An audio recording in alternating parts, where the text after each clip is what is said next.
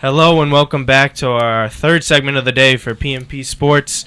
We have Tom Moran here. Everybody say hello, Tom. Hi, Tom. How are we doing, everyone? Thanks for having me, guys. Thank you for joining us. Thank you for joining us. A couple weeks late, but still. You are here. My apologies. A little bit of a snafu the first time, but happy to be here this time. Awesome. So anyways, Tom, do you want to tell the people here what you do at Iona? My official title is the Assistant Athletic Director for Marketing and Ticket Operations, but goes a little bit deeper than that.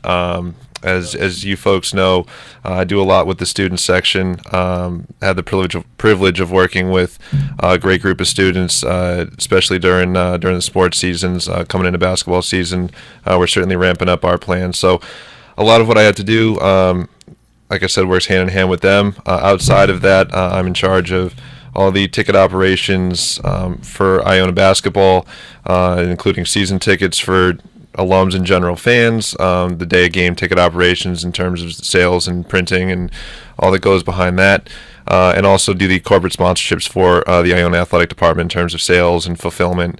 So everything that you see up on the boards in terms of, at Castino's restaurant, Beachmont, all that kind of stuff. I'm running all that as well, just making sure that all of our partners and all those who support us are taken care of, to the best that we can. Awesome. Okay, so as we all know, we're a very big basketball school here. Are there any goals besides that you've been working with, Greg and all of us with the Maroon Maniacs? Is there a main goal that you wanted to achieve this year as far as getting people interested for not just the Manhattan game, but almost every single home game that we have this year for men's and women? Yeah, I think that one of the things that I'm glad you mentioned Manhattan, because one of the things that we try and do is use the experience during that game and other. I think the Siena game last year was big in terms of men's basketball. It was a great showing at the women's game when we played Marist. Taking those type of experiences and sort of communicating that message that, every game could be that, or at least close to that. And you talk about goals. Ultimately, that is the goal, is to make every game, that student ticket just as demanded as whether it be opening night, tomorrow night. I'm sure we'll get to that, but that's in high demand. Manhattan's, already being talked about and things like that. But the goal is to build on those and make it so every game's like that. We certainly have some challenges in terms of just timing of games. I know that weeknight games are a little tough for students, but in terms of having class and things like that. But where they don't, we want to make it so that, instead of going to the dorm or being wherever you are, that the place to be is an Iona game. I think that we've done, I say we, and a ton of the credit goes to the Maniacs, most of the credit, just making it, a better game environment for the students, doing some great things. We have Greg Patempa has done a tremendous job leading the initiation of a band this year. So they opened up last night at the women's game. It sounded terrific. Yeah, sounded really awesome. Sounds great. Yeah, so definitely, I think the goals are just building on those bigger games and trying to make them contagious into the rest of the season. Awesome. All right. Got any question, Matt, Mike? Go ahead. Ask. I don't want to control the whole thing. What do you... I think we could all agree AJ English is our best player. Do you see him fitting into the NBA? Yeah, I think that he's got to get a little bit stronger. I think that he knows that. I think that he watching him last night and in the opener, I think that he had some real strong minutes, and some not so strong minutes. And I think he's very critical of himself. He works very hard. In terms of translating into the NBA game, obviously it's a faster game, it's a stronger game, so there's going to need to be an adjustment going from the MAC, into the NBA. But you see other guys. You look at guys like Curry and folks who've gone to mid-major schools, and you see them performing at the level that they're performing.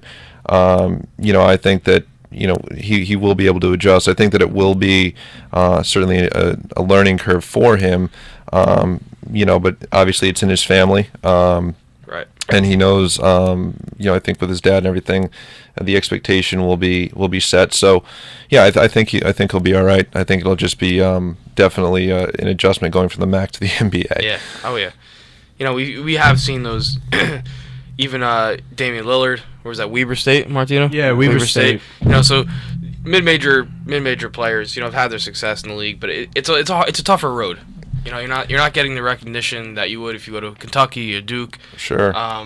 So it's a bit of a tougher road, but the talent's definitely there, the work ethic is there, the attitude's there. It's got to all be put together. Even the numbers are there too. The numbers are there. 25-5. The only other person last year was D'Angelo Russell. It doesn't matter what conference he's in.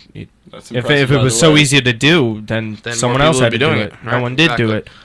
One more thought before we wrap this segment up. There